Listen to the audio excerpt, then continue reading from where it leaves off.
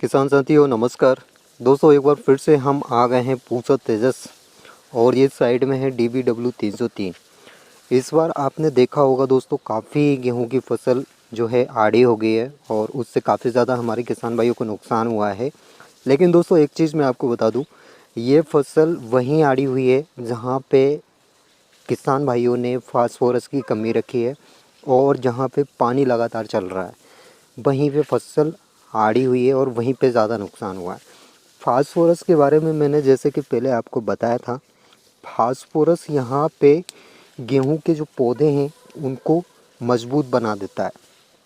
तो यदि फसल यदि हवा भी यदि चलती है और आपकी फसल फ्लावरिंग स्टेज पे है या फिर टिलरिंग स्टेज पे है या फिर मिल्किंग स्टेज पे है तो वो फसल कभी आड़ी नहीं होगी। इसीलिए दोस्तों मैं बार बार आपसे बोलता रहता हूँ कि फास्फोरस की कभी कमी ना होने दें। हालांकि पोटास यहाँ पे सिर्फ जो हमारे गेहूं का बीज है उसकी गुणवत्ता सुधार करता है, मतलब उसमें जो कलर आता है वो उसका पोटास का काम है। लेकिन यहाँ पे फास्फोरस क्या करता है, जो हमारे गेहूं में मजबूती है, मतलब गेहूं के पौधे को मजबूत बनाता है। तो ऐसी यदि कंडीशन बनती है तो उस कंडीशन में हमारी जो गेहूं की फसल है उसमें नुकसान नहीं होता। अब यहाँ पे दोस्तों अब आपको लग रहा होगा कि ये फसल एकदम पक चुकी है, लेकिन एक्चुअल में ये फसल पकी नहीं है। देखिए दोस्तों पकती कब है, जब यहाँ से आप तोड़ कर देखोगे ये बाली है और इसके नीचे जस्ट नीचे ये इस टाइप से यदि तोड़ कर देखोगे और ये यदि टूट जाती है तो आप समझ जाइए कि हमारी जो फसल है वो एकदम पक चुकी है। अभी इसकी हार्वेस्टिंग हम नहीं करवा सकते हैं, क्यों? क्योंकि यहाँ पे ये जो है टूट नहीं रही है। तो ये अभी हमारी फसल में थोड़ा और टाइम लगेगा, मतलब ज़्यादा टाइम नहीं लगेगा, फिर भी मतलब 5-6 रोज़ मैक्सिमम और मिनिमम 2-3 दिन तो लग ही जाएंगे। अगर 2-3 दिन की बात की जाए तो 2-3 दिन बाद इसको मज़दूर से कटवा सकते हैं। और 4-5 दिन का मैंने इसलिए बोला है कि इसको हार्वेस्टर से यदि हम कटवाते हैं तो उसमें टाइम लगेगा। हार्वेस्टर से तभी आप कटवाएं जब ये पूरे तरीके से पक जाए और यहाँ से यदि आप तोड़ के देखो तो टूट जाए, तभी आप हार्वेस्टर से हार्वेस्टिंग करवाएं। ये देखिए दोस्तों, यदि मैं निकाल के देखता हूँ तो ये इस टाइप से दाना बना हुआ है।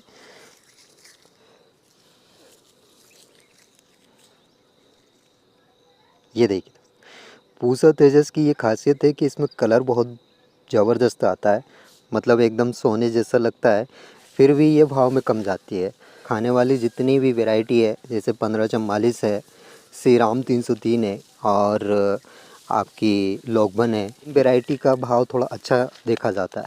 अब ये साइड में है, ये है DBW 303, जो कि दोस्तों कहीं कहीं पे हरी आपको देखने को मिल रही होगी। तो इससे आप अंदाज़ा लगा सकते हो कि ये थोड़ी लेट वैरायटी है। देखिए दोस्तों दोनों वैरायटी की हमने सेम डेट और सेम टाइम पे बुवाई की है। मतलब जैसे कि पहले वाली वीडियो में मैंने बताया था कि कुछ जगह पे हमने DBW 303 लगाई है और कुछ जगह पे HI 8663 लगाई है और ये यहाँ पे पूसा तेजस लगाई है। तो सेम डेट सेम टाइम, मतलब अंदाज़ा लगा सकते हो कि जितनी अवधि पूसा तेजस की है उससे ज़्यादा अवधि इसकी है DBW 303 की। हालांकि हमारे यहाँ पे नुकसान कम है, मतलब फसल आड़ी नहीं गिरी है, चाहे वो हरी अवस्था में हो या फिर इस वाली अवस्था में हो, आड़ी नहीं गिरी है। और उसका कारण ये भी हो सकता है कि हमने समय समय पे फास्फोरस भी दिया है, पोटास भी दिया है, यूरिया कम मात्रा में डाला है। यूरिया हम कम ही देते हैं क्योंकि पानी थोड़ा कम है और पानी कम है तो उस कंडीशन में यूरिया कम ही देना चाहिए। और यूरिया यदि ज़्यादा देते हो तो उसके लिए पानी भी चाहिए, तो पानी हमारे पास कम है तो इस वजह से हो सकता है।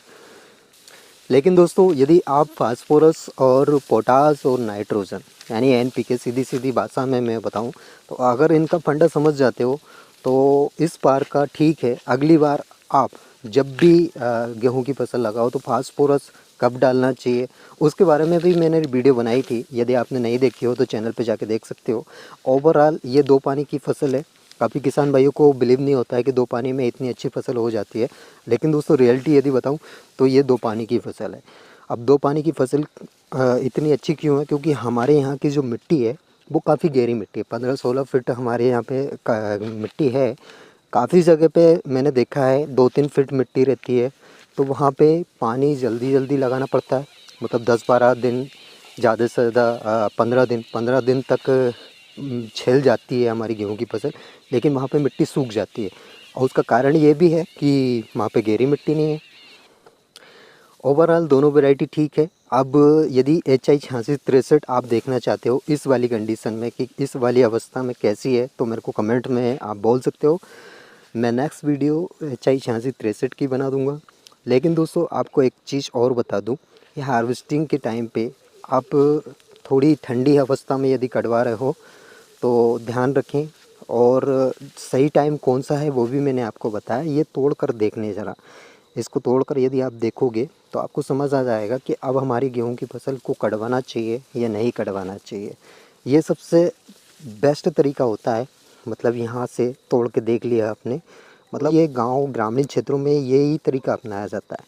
अधिकतर लोग हमारे किसान भाई जो गांव गांव के हैं वो इसी तरीके से देखते हैं कि हमारी जो फसल है वो कटवाने लायक हुई है या नहीं।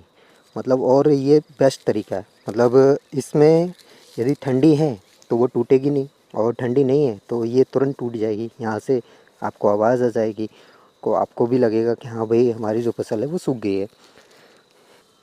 दोस्तों ये थोड़ी लेट वैरायटी है, बाकी ओवरऑल वैरायटी अच्छी है। मतलब हाइट के बारे में मैंने पहले बताया था, हाइट ठीक ठाक है।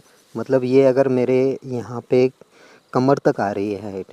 अब वो उसका कारण ये भी हो सकता है दोस्तों, हमने इसमें ज़्यादा पानी नहीं निकाला है, सिर्फ 2 ही पानी दिए हैं, तो हो सकता है पानी की वजह से भी इसकी हाइट कम रह गई हो।